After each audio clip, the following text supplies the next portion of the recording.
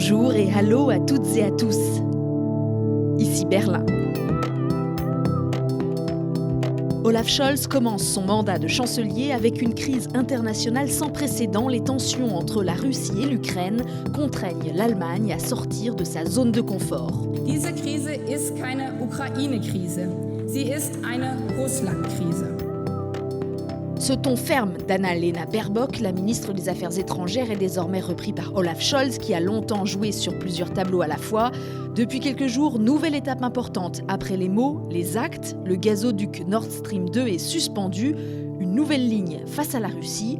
Jusqu'où l'Allemagne peut-elle la tenir ?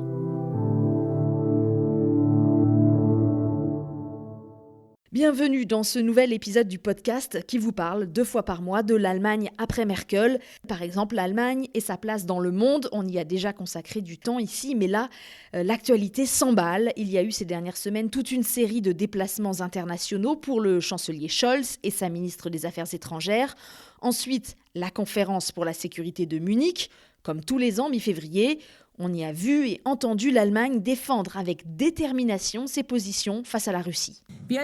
Nous, l'Allemagne, sommes prêts à en payer le prix fort économiquement. C'est pourquoi, pour moi, pour nous, toutes les options sont sur la table, y compris Nord Stream 2. Et quelques jours après cette phrase de Baerbock, effectivement, il y a eu l'annonce par Berlin de la suspension de l'homologation de Nord Stream 2.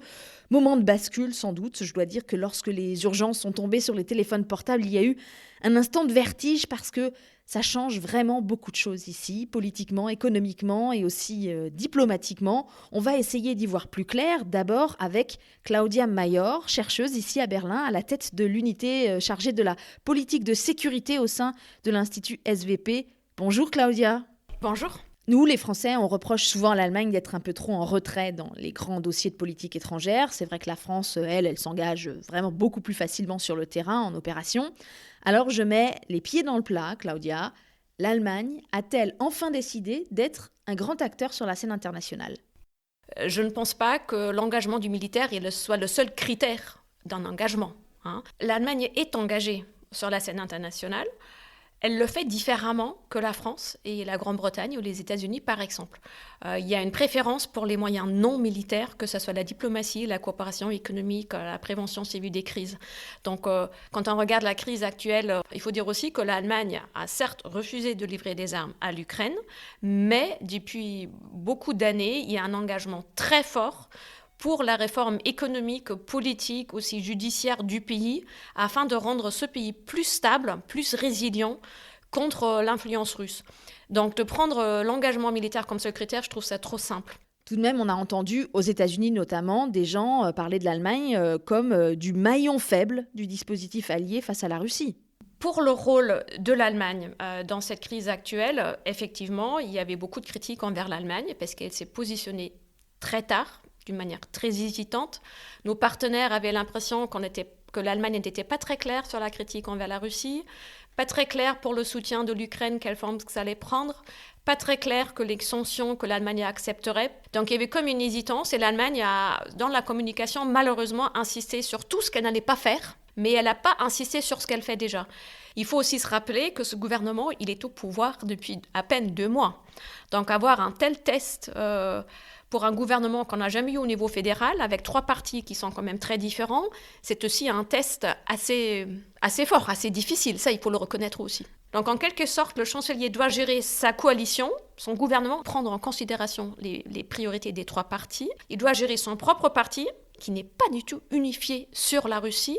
Et puis, il doit aussi expliquer sa politique envers le grand public, qui paraît être assez compréhensible envers la Russie, qui reste très critique envers les moyens militaires, qui a une certaine critique envers les États-Unis. Et comme si ce n'était pas assez difficile, j'ajoute la dimension historique.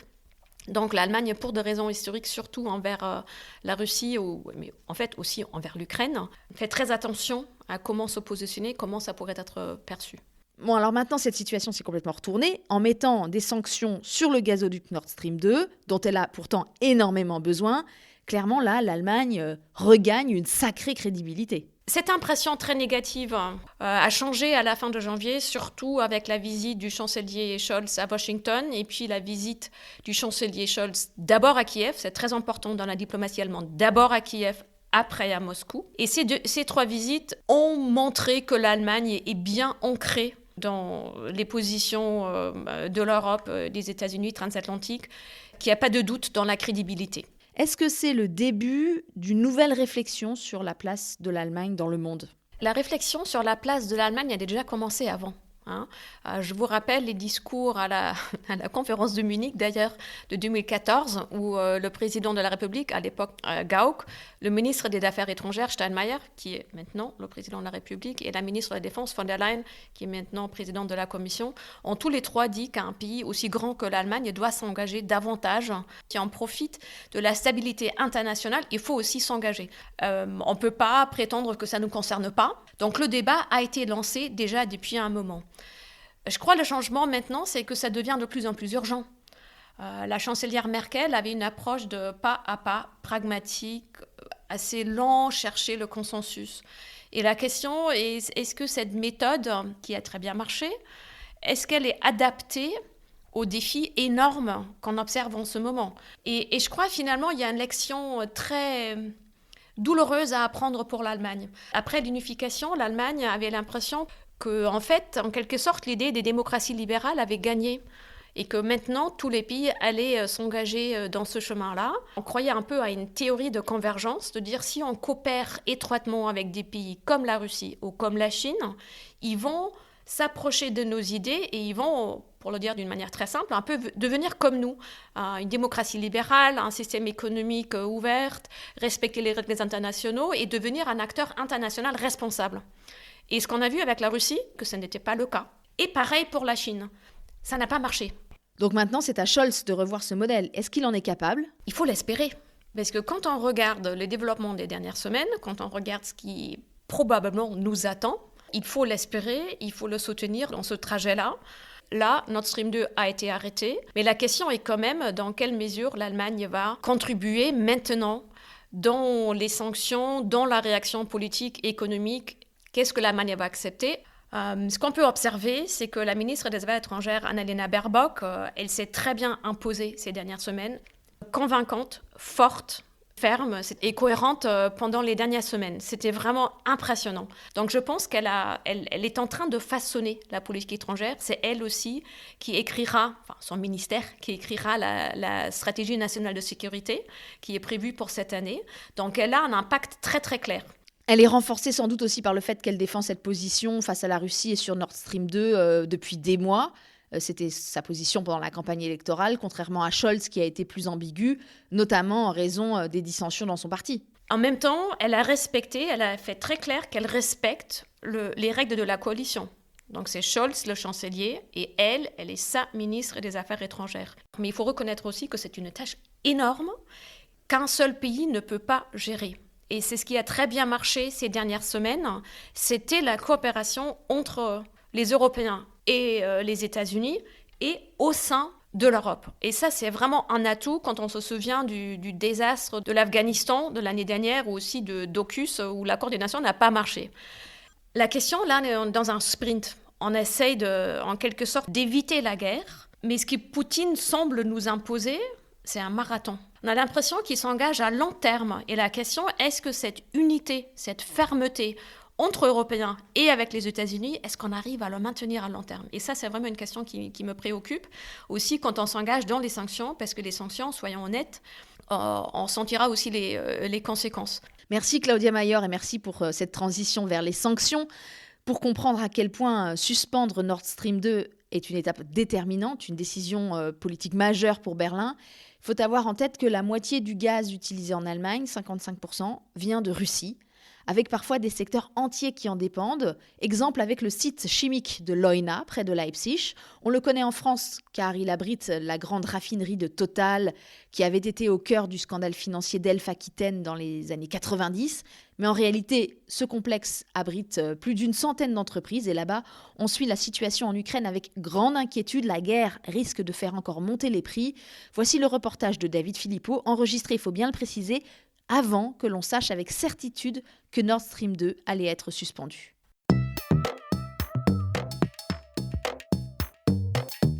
C'est un décor fait de métal, de tubes et de cheminées. Une ruche brillante et fumante où 10 000 personnes viennent travailler chaque jour. Ici, on est fier de dire qu'on fait de la chimie depuis plus d'un siècle. Mon papa travaillait là, mon grand-père, c'est une tradition dans les familles. Martin Halliger, qui gère la communication du site, nous fait visiter. Nous sommes maintenant devant l'usine numéro 1. Nous sommes le plus grand site industriel d'Allemagne consacré exclusivement à la chimie, avec une superficie de 13 km², c'est-à-dire un peu plus que 1800 terrains de foot. À Leuna, on investit dans la chimie du futur, plus durable. Il y a par exemple le chantier du plus gros électrolyseur du monde, qui produira à terme de l'hydrogène verte. Mais en attendant, le complexe tourne essentiellement avec des ressources russes, du pétrole, qui arrive directement par l'oléoduc Droujba, construit dans les années 70, et du gaz. Ce qu'on voit là, c'est la centrale de Leuna. Le gaz arrive par ce pipeline, mais on ne peut pas savoir exactement si ce qui sort, c'est du gaz russe à 100% ou bien si c'est du norvégien. C'est toujours un mix. Alors, depuis l'automne, le directeur de Leuna est très inquiet. Christoph Günther est allé en personne expliquer à ses clients que ces produits seraient désormais 50% plus chers. En majorité, ils ont pu reporter cette hausse et encaisser le choc, explique-t-il. Mais pour combien de temps ? Nous avons besoin de quantités importantes de gaz et en même temps, nous avons besoin de conditions qui nous permettent de rester concurrentiels. Donc le gaz doit être disponible à un prix abordable. Il redoute le scénario qu'a connu il y a quelques mois un autre site chimique de la région qui a dû suspendre sa production d'ammoniac. Ce n'était plus rentable. Pour Christoph Günther, pas le choix. Il faut que le gazoduc Nord Stream 2 soit branché au réseau allemand et commence ses livraisons malgré les tensions internationales. Les relations avec les Russes fonctionnent très bien depuis le début des années 70. Contrairement aux Norvégiens, les Russes n'ont jamais fait grève. Quelles que soient les situations politiques, la guerre froide, un putsch ou une révolution, le gaz a toujours été livré. Ce sont vraiment des relations qui ont fait leurs preuves, même dans des conditions difficiles. Avec d'autres industriels de Saxe-Anhalt, il a donc demandé au gouvernement du Land de s'engager officiellement en faveur de Nord Stream 2, une requête soutenue par le Parlement régional fin janvier grâce aux voix de la CDU, du SPD et des libéraux.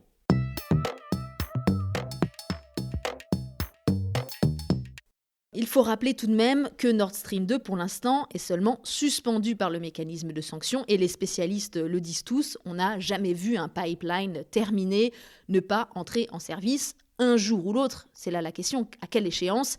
Et c'est l'espoir évidemment des industriels allemands dans ces régions de l'Est notamment. On a parlé de Leuna, mais autre exemple, Nord Stream 2, c'est quasiment la clé de voûte de l'économie du Mecklembourg-Vorpommern, le land où débouchent les tuyaux du gazoduc.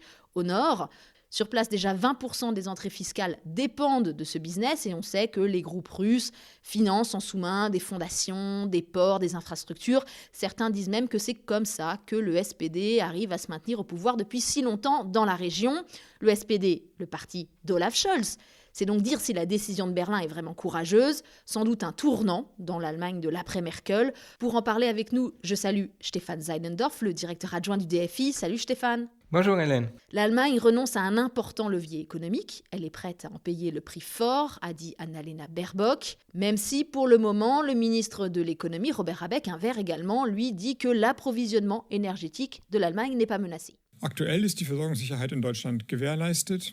Tout de même, Stéphane, on est en mesure de se demander pourquoi donc l'Allemagne s'est mise comme ça entre les mains des Russes. Cette idée de l'interdépendance, même si elle peut paraître un peu naïve, qu'on ouvre une faille vis-à-vis de la Russie, et là aussi ses atouts évidemment. Elle permet de vraiment garder tout le monde autour de la table et de garder un vrai levier pour peser dans les intérêts russes. La Russie dépend aujourd'hui énormément du gaz.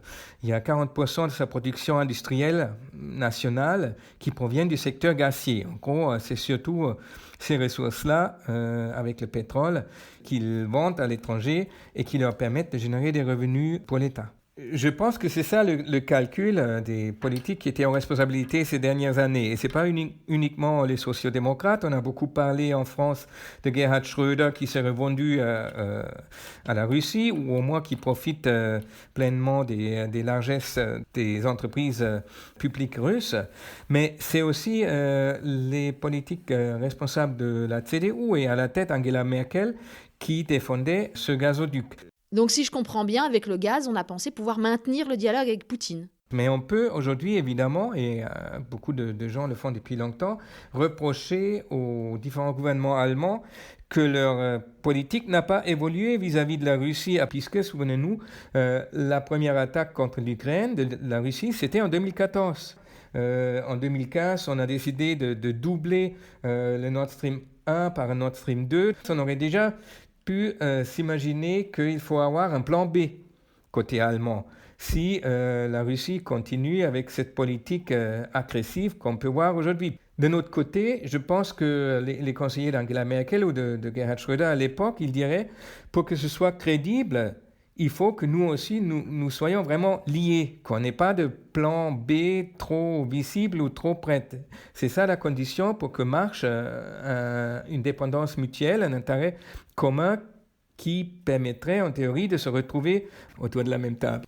Est-ce que la certaine proximité de la population allemande avec la Russie a aussi joué un rôle ? Fin janvier, on avait quand même encore 47% des Allemands qui souhaitaient un rapprochement avec la Russie. C'est quasiment un Allemand sur deux. C'est différents sentiments qui sont mélangés. Il y a en Allemagne de l'Est cette proximité dont tu parles, qui est ambiguë. Il y en a beaucoup qui ont une proximité forcée, qui avaient subi ça à l'époque de l'Allemagne de l'Est. Et à côté de ça, évidemment, il y a un souvenir aujourd'hui un peu lointain, mais qui est toujours là, qu'avoir la Russie comme ennemi, ça coûte très très cher. C'est quelque chose qui est peut-être moins présente en France, qui est aussi une expérience, si on se souvient de Napoléon, mais ça date vraiment longtemps. Mais l'Allemagne, évidemment, les grands-pères qui étaient en Russie, qui faisaient la guerre à l'Union soviétique à l'époque, ils ne sont pas encore tous décédés, ils sont encore là. L'idée d'aller vers un conflit armé militaire avec la Russie, c'est très peu populaire et on essaye tout en Allemagne de trouver d'autres issues ou aussi en se détachant un peu de l'Ukraine et de dire que en fin de compte, qu'est-ce que ça nous concerne? C'est un peu comme avant la Deuxième Guerre en France avec le slogan « Mourir pour Danzig ». Jamais, puisque ce n'était pas dans l'intérêt français. Mais évidemment, on sait aussi à quoi cela a mené à l'époque et qu'on ne peut pas arrêter un dictateur qui est vraiment décidé d'utiliser la guerre comme instrument politique. Bon, alors là, l'Allemagne, pour le coup, semble avoir mis fin à cette stratégie en arrivant avec cette sanction choc de la suspension de Nord Stream 2. Elle fait vraiment un saut de leadership, non ?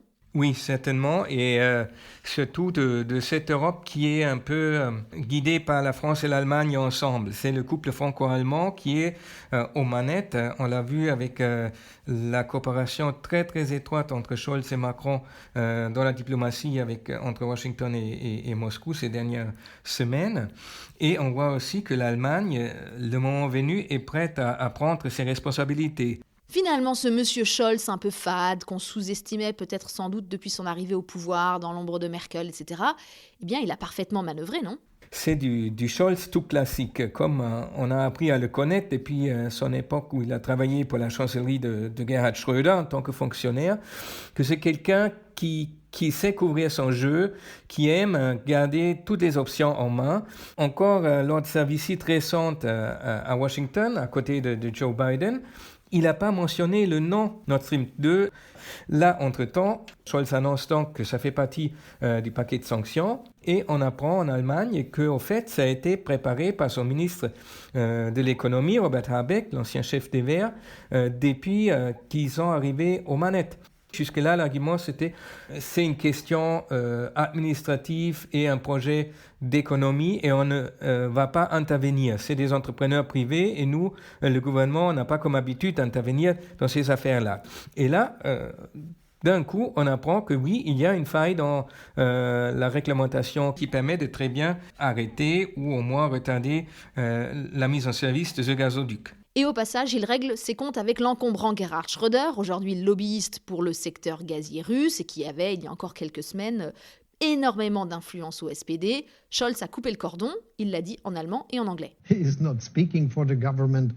He is not working for the government. He is not the government. I am the chancellor now. Je pense Scholz, il va se concentrer sur ce qu'il a à faire en tant que chancelier maintenant, avec les autres Européens, et évidemment aussi très vite à trouver des solutions pour remplacer le gaz russe qui n'arrivera pas par Nord Stream 2. Justement, je voudrais vous faire écouter ce court extrait d'une interview donnée mercredi 23 février par le ministre de l'économie, Robert Habeck, à la radio Deutschlandfunk. Le journaliste lui demande « Est-ce que l'Allemagne peut complètement renoncer au gaz russe ?» « Oui, elle le peut, répond le ministre, mais après un silence qui pose beaucoup de questions. Könnte Deutschland denn komplett auf russisches Gas verzichten?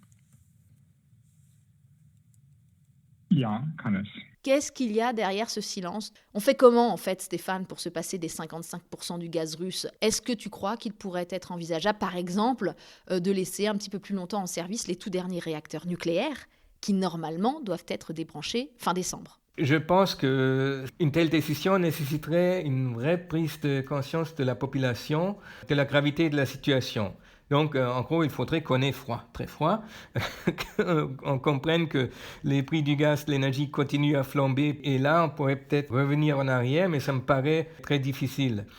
L'Allemagne ne dépose pas non plus de terminaux pour le gaz de schiste qui arrive en bateau. La France en a 4 de ces terminaux. C'est jusque-là un gaz qui est plus cher que le gaz qui arrive par gazoduc et qui est évidemment plus polluant. Donc l'Allemagne n'en veut pas vraiment de ce gaz de schiste non plus. Elle sera peut-être amenée à aller dans ce sens-là, au moins pour quelques années, puisqu'on veut en même temps arrêter les centrales à charbon. Tout ça, c'est pas facile à trouver une décision sur le court terme. Merci beaucoup Stéphane Seidendorf pour ces éclairages, tout ça alors que le dossier évolue de jour en jour, d'heure en heure presque. J'espère qu'on a pu, avec cet épisode, remettre un peu les choses en perspective. Merci pour vos écoutes. On a retrouvé les niveaux de téléchargement du mois de septembre, signe que ce podcast, soutenu par le Fonds citoyen franco-allemand, s'installe dans vos habitudes. Merci aux amis pour les voix françaises, à David Philippot pour le reportage, à Aloïs Kerek pour la musique. Le podcast avec un K revient dans 2 semaines. Au programme, normalement, l'Allemagne et l'Afrique. Vous verrez, il y a plein d'aspects très différents à aborder, mais peut-être que de nouveau, il nous faudra coller à l'actualité. Je m'appelle Hélène Cole avec un K et je vous dis à bientôt, bis bald.